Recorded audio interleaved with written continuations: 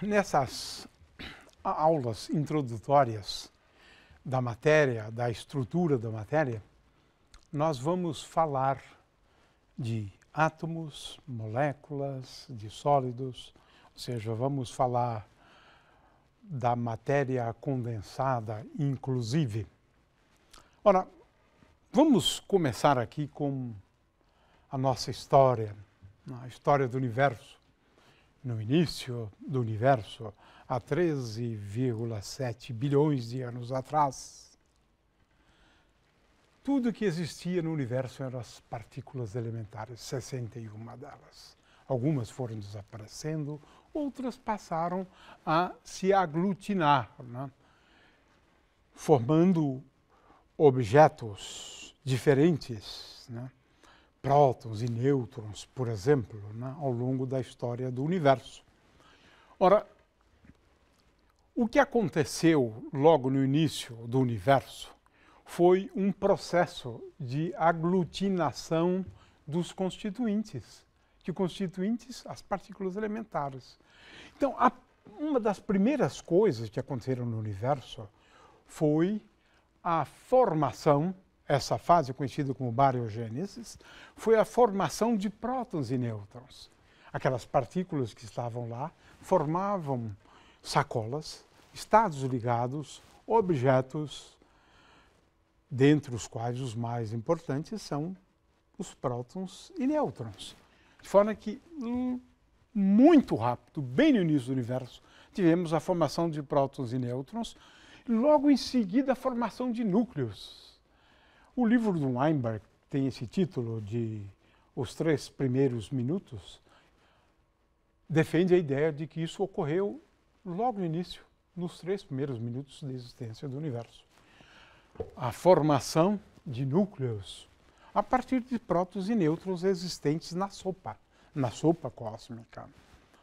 Ora, demorou muito tempo até a formação de estruturas maiores.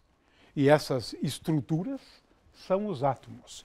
Eu quero dizer o seguinte, estas primeiras estruturas, prótons e nêutrons e núcleos, elas ocorreram por conta das interações fortes, né? Ora, as interações fortes agiram de uma maneira bastante intensa logo no início do universo. Mas à medida que o universo foi progredindo, foi evoluindo, essas interações passaram a ser cada vez menos relevantes, né? O fato é que agora, depois da formação de prótons e nêutrons, e depois da formação dos núcleos, acontece no universo o processo de formação de átomos, 400 mil anos depois da origem do universo. Formação de átomos. Mas olha só, o universo começou muito pobre. A tabela periódica do universo, quando o universo tinha 400 mil anos, só tinha 2 elementos. Isso, hidrogênio e hélio. É muito interessante, é muito curioso isso. O universo, a tabela periódica do universo naquela época eram 2 elementos só, né? Agora, por que temos tantos elementos hoje? Bom, precisamos entender, né, a fábrica de elementos químicos, que são as estrelas pesadas, né? Elas que foram poluindo o universo, na verdade, ela foi enriquecendo o universo com mais elementos químicos, né? Então, átomos foram as primeiras estruturas, né? E só 2 átomos no início do universo. Moléculas em seguida e finalmente a matéria condensada. Muito bem, vamos aqui então na sequência. Começamos com partículas formando prótons e nêutrons, e em seguida formando os núcleos, depois os átomos, depois as moléculas, cristal e assim por diante. Mas tudo começa então com as partículas elementares, né?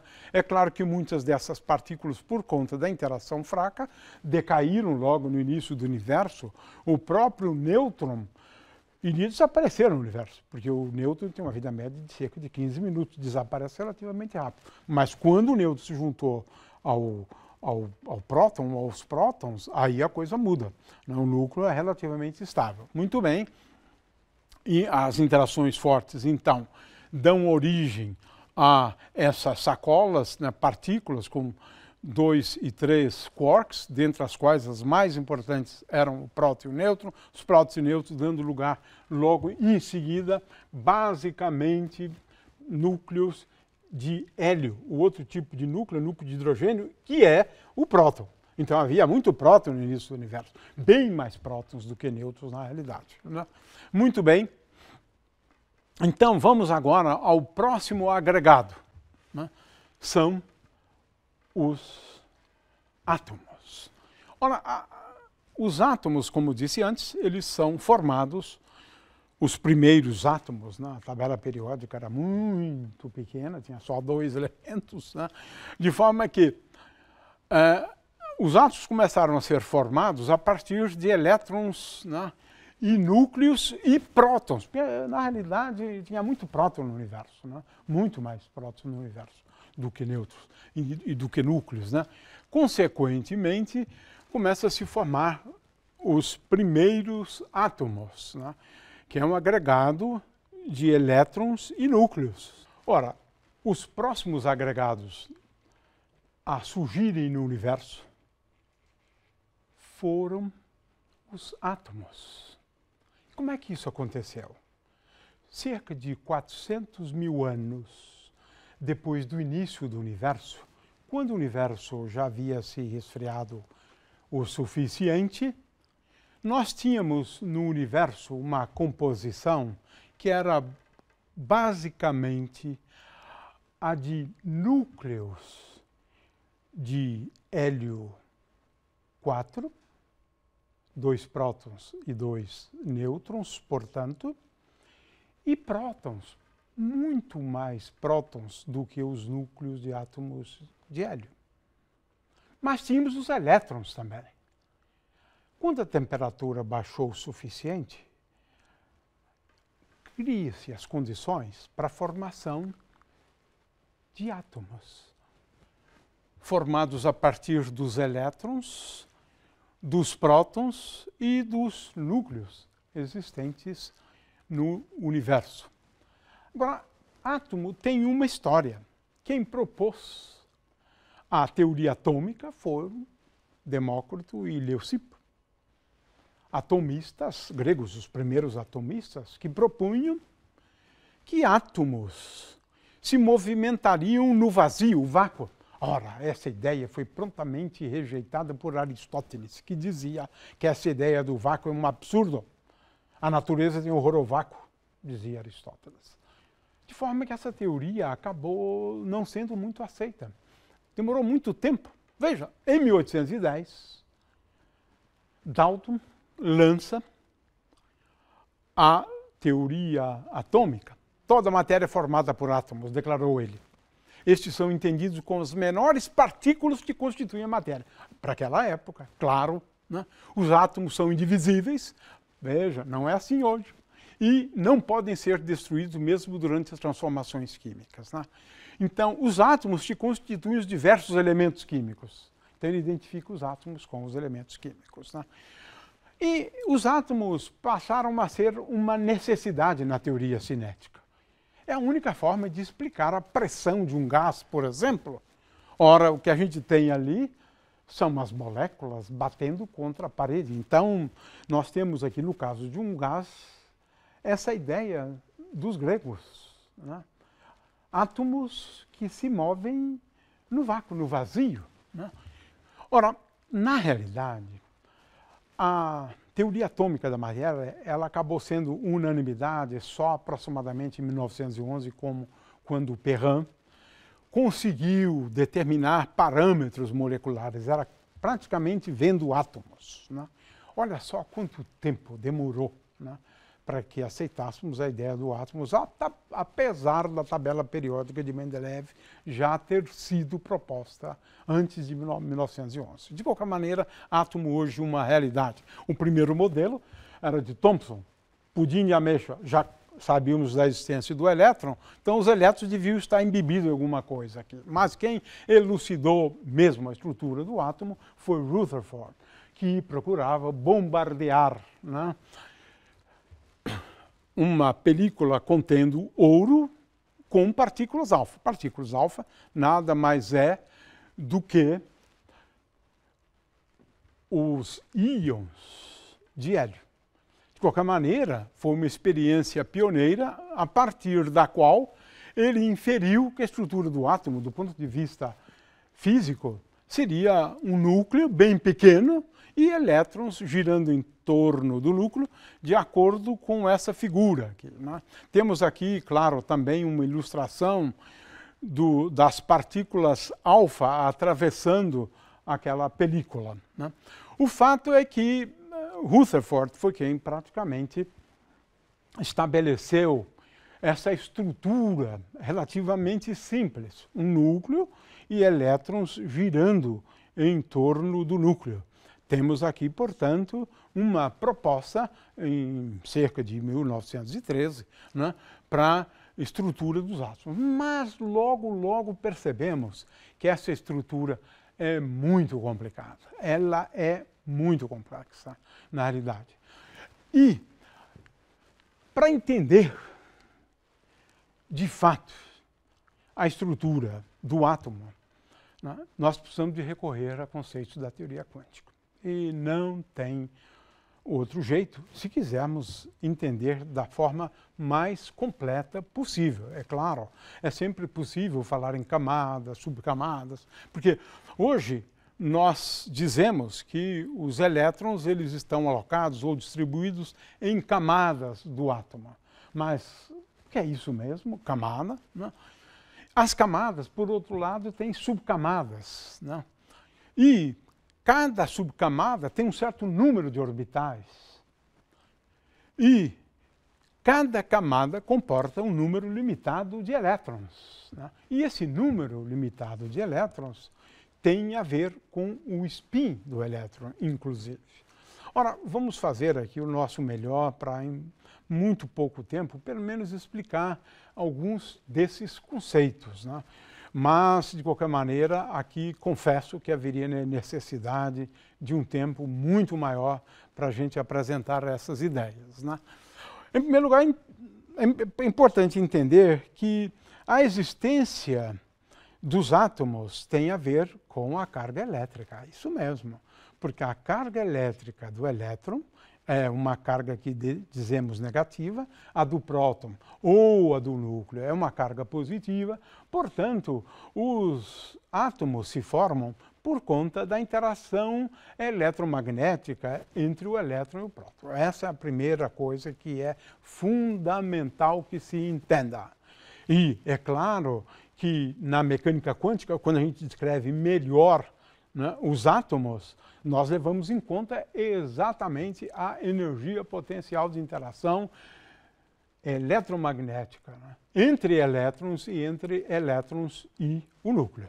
E isto é fundamental que se entenda. Carga elétrica, então, é o conceito fundamental, né?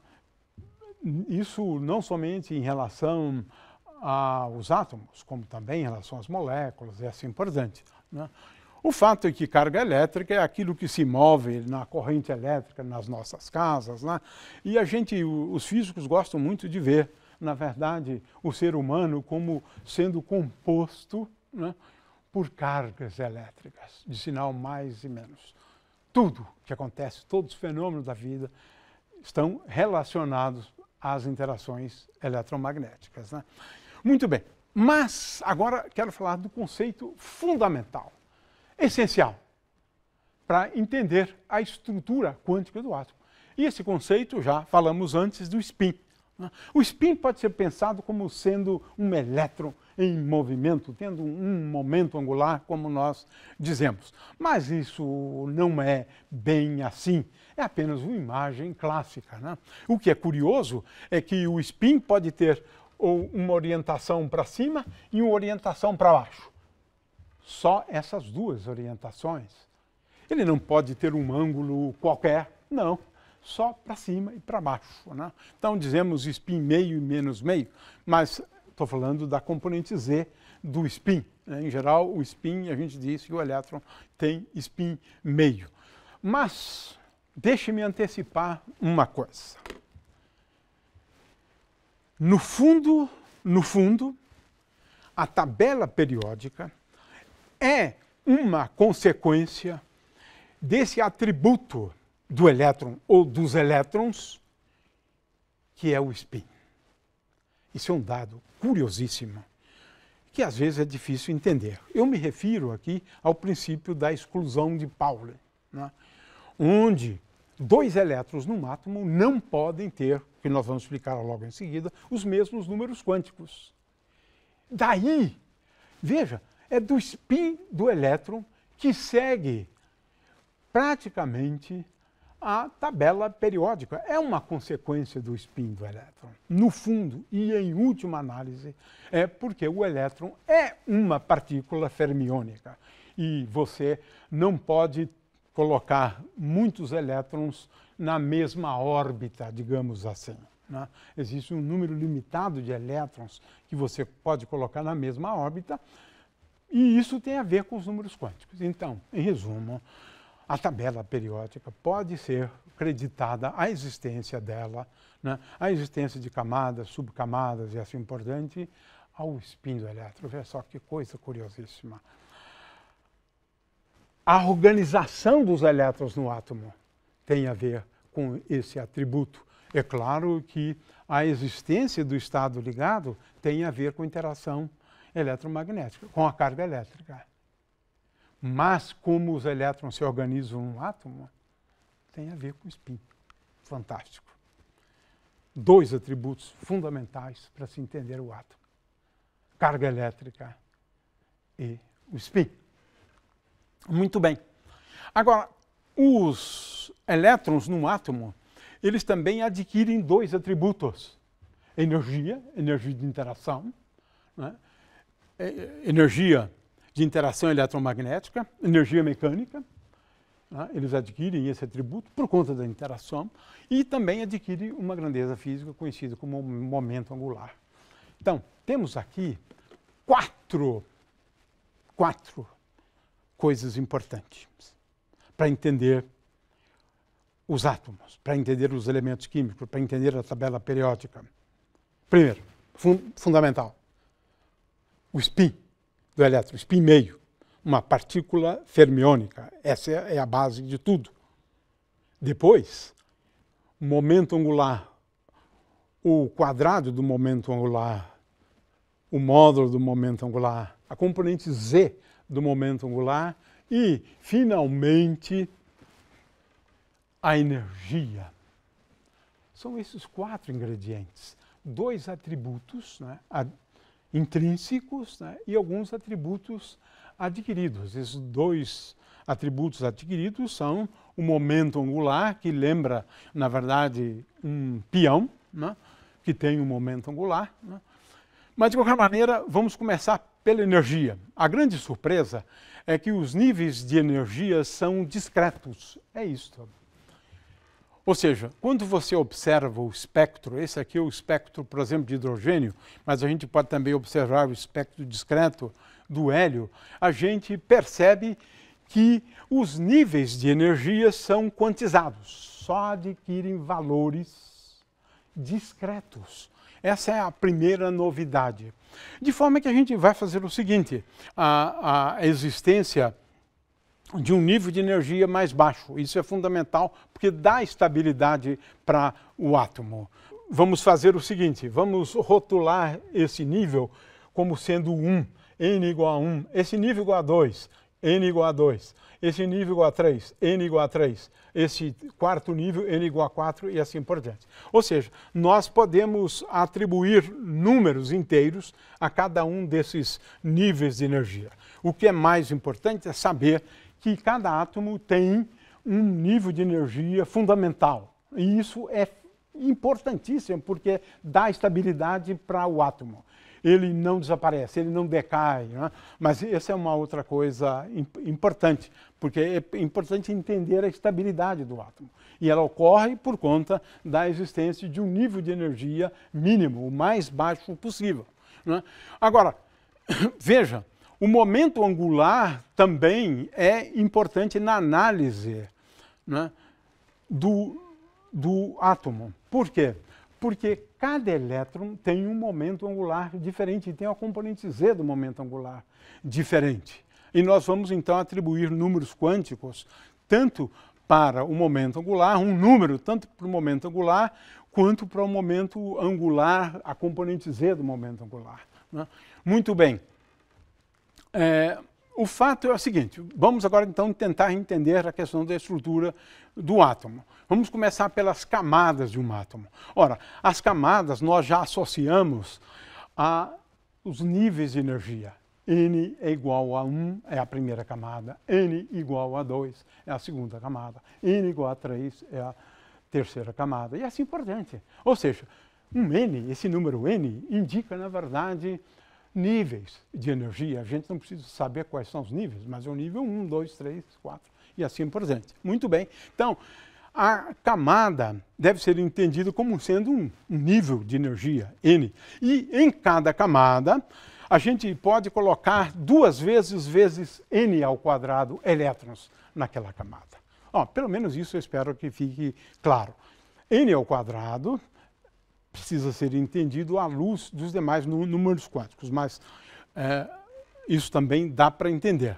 Agora, esse fator 2 aqui tem a ver com spin.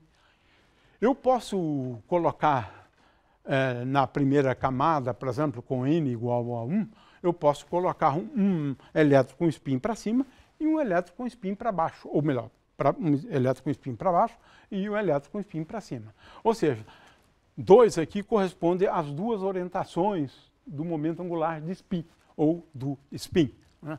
De forma que, na primeira camada, eu posso colocar um elétron com um spin para cima.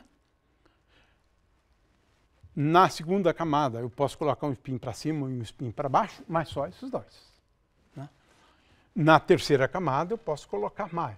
Posso colocar mais um elétron, mais 2 elétrons. De uma maneira, a segunda camada, nós podemos ter 2 vezes 2 ao quadrado, dá 8. 8 elétrons na segunda camada, 2 elétrons na primeira camada. E assim por diante. Então, esse é o conceito de camada. Já o conceito de subcamada é um pouco mais difícil, porque envolve questões envolvendo o módulo e a componente Z do momento angular, né? De qualquer maneira, esse número limitado de elétrons, né, numa determinada camada tem a ver com o spin do elétron, né, ser uma partícula de spin meio e obedecer ao princípio de exclusão de Pauli, né? Muito bem, então o spin, nós temos aqui só 2 possibilidades para a componente Z do spin. Ele é o que nos permite explicar, por exemplo, essa propriedade dos ímãs, né? O spin é muito importante não só no ferromagnetismo, mas especialmente em relação à estrutura quântica do átomo. De forma que somente alguns números ditos quânticos, né, são importantes para a gente caracterizar o estado de um átomo. Eu caracterizo o estado de átomo a partir desses 4 números. Esse número, Sz, é mais ou menos meio. L é igual ao número inteiro, é o número quântico azimutal. Esse aqui é o número quântico magnético, que assume 2L mais 1 valores associados às componentes do momento, componente Z do momento angular e, finalmente, o número quântico principal, que é esse número N aqui. Muito bem. É claro que precisaria de fazer uma análise um pouco mais detalhada, mas eu espero ter explicado os principais elementos, né, em relação à questão da estrutura quântica do átomo. Porque é isso que é difícil realmente ser entendido e aqui se revela a relevância do conceito de spin, né? O elétron ter spin meio. Ora, os átomos têm um certo número de camadas, né, preenchidas e, eventualmente, alguns elétrons, porque alguns deles têm as camadas inteiramente preenchidas, que são, por exemplo, os gases nobres, né? Agora, a gente pode ter na última camada um certo número de elétrons. E essa camada é a camada de valência. A camada de valência é absolutamente fundamental, porque ela é extremamente relevante para as interações, na verdade, para toda a química, né? Para as ligações químicas e assim por diante. E, finalmente, o átomo, nós precisamos levar em conta também os orbitais. Ora, a partir dos átomos, nós formamos novos agregados, são as moléculas. As moléculas têm 2 átomos, 3 átomos, um número muito grande de átomos, macromoléculas. Agora, moléculas, elas são estruturas que se formam a partir de um tipo de ligação, conhecido como ligação covalente. A ligação covalente é uma forma de 2 átomos, por exemplo, compartilhar elétrons. De forma que as ligações covalentes, como temos aqui nessa figura, veja, aqui temos a molécula de hidrogênio formada por 2 átomos de hidrogênio, e veja que a molécula, ela compartilha, na verdade, elas compartilham dos 2 elétrons. Qual a vantagem disso? Isso é equivalente a que se consiga, assim, adquirir uma estabilidade maior, porque a estabilidade é conseguida quando a gente completa as camadas, né? Muito bem. Vamos aqui a um exemplo. Eu tenho aqui um átomo de hidrogênio, né, que tem 1 elétron na primeira camada e ele gostaria de compartilhar mais um para ele ficar com a sua camada completa, digamos assim, compartilhando elétrons. O carbono tem 4 e gostaria de mais 4 elétrons para fechar a camada de 8. Ora, ele consegue isso compartilhando elétrons. Ele compartilha, temos aqui 2 elétrons compartilhados pelo carbono e esse hidrogênio, pelo carbono e esse hidrogênio, carbono e esse hidrogênio, carbono e esse hidrogênio. Essa molécula aqui é a molécula de metano. A ideia sempre nas ligações covalentes é esse conceito de estabilidade, de fechar a camada compartilhando elétrons. Então, temos moléculas as mais diversas. É claro que você pode ter também compartilhamento de elétrons de tal maneira a formar não apenas as moléculas, mas formar sólidos. Temos aqui exemplo de sólidos covalentes, ou seja, cujas ligações são covalentes. E um bom exemplo é esse do diamante, né? De forma que nós temos aqui outras possibilidades. Observe-se que cada carbono ele está compartilhando elétrons com outros átomos de carbonos, 2 de cada vez, né? O fato é que temos sólidos, né, covalentes, ou seja, que existem por conta do compartilhamento de elétrons. Veja que o compartilhamento de elétrons já é um conceito que se pode entender mais à luz da teoria quântica do que com base em forças e assim por diante. Muito bem, mas nós temos também outros tipos de ligações, né? Aquelas ligações são as ligações covalentes. Temos ligações iônicas e temos os sólidos iônicos. A base da ligação iônica é a interação eletromagnética. Estes, como por exemplo o sal de cozinha, né? Você pode dissolver o sal de cozinha quando você coloca numa solução aquosa. Por quê? Porque você reduz a força eletromagnética entre os íons. Nessa ligação, é como se um átomo passasse elétrons para outro que receberia. Então, um ficaria com uma carga negativa e um outro com uma carga positiva. Um gostaria de passar um elétron porque ele gostaria de se livrar desse elétron da última camada, passando para o outro. E o outro gostaria de fechar a camada recebendo esse elétron. De novo, conceito de camada de valência, aqui é importante, né? E com isso, você tem agora a interação, a atração entre íons, né? E essa ligação entre íons, ela pode levar à formação, então, de sólidos iônicos, né, numa estrutura cristalina. Ora, você pode ter um outro tipo de ligação que eu vou chamar genericamente ligação de Van der Waals. É assim que a gente explica a formação de líquidos, da matéria condensada na forma líquida, né? Ora, como é que isso se dá? Se dá por conta da interação entre 2 átomos, por conta da existência de momento de dipolo de cada átomo ou pela indução de momento de dipolo de um átomo para o outro.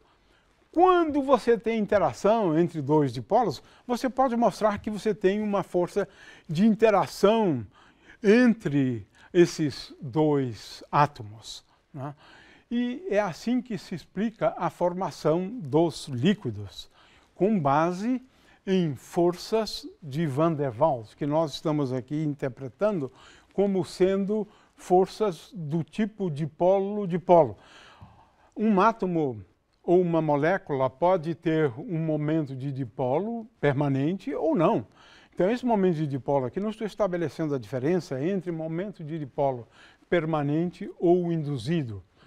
Isso é apenas para dar uma ideia sobre esse tipo de força, esse tipo de ligação Van der Waals é responsável pela formação das moléculas, porque essas forças intermoleculares, elas são atrativas, né, por conta dessa possibilidade de uma molécula induzir um momento de dipolo elétrico na outra molécula e, consequentemente, há de surgir uma força entre elas. E é fácil explicar por quê.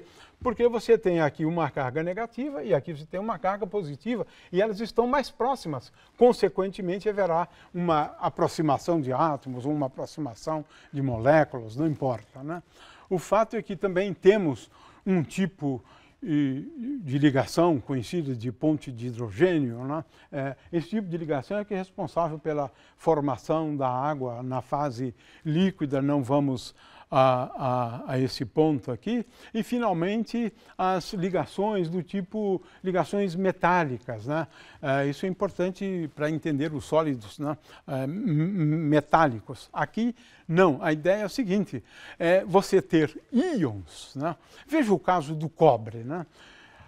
Nós temos um elétron na última camada do cobre. O cobre gostaria muito de se livrar desse elétron, na realidade, né, se transformando num íon. É o que acontece nesses metais. Você tem aqui os íons positivos, que são os átomos de cobre que perderam elétrons, se localizando numa estrutura cristalina. Vejam essa estrutura cristalina. E os elétrons, eles se desgrudaram, se descolaram dos átomos. De forma que o que você tem aqui são íons em posições muito bem definidas e elétrons que se movem. E nós dizemos que são elétrons livres. É como se eles existissem independentemente dos átomos de cobre e dos demais elétrons. É claro que existe uma interação entre eles e a gente usualmente despreza. Então, esse é um modelo que é bastante importante, né, onde a gente trata os elétrons como sendo elétrons livres para explicar, por exemplo, as propriedades de condutividade, por exemplo, dos condutores, né, dos bons condutores, né. O fato é que nós aprendemos da existência de átomos. Esses átomos podem gerar moléculas. Átomos e moléculas podem produzir ou dar lugar à matéria condensada, a matéria no estado sólido e a matéria no estado líquido. E ela gera essas estruturas por conta das ligações. A ligação covalente para gerar moléculas, as ligações Van der Waals para gerar os líquidos, mas todas essas ligações são de natureza eletromagnética, né? O fato é que a matéria ordinária, ela acontece por conta das interações eletromagnéticas entre os átomos e as moléculas.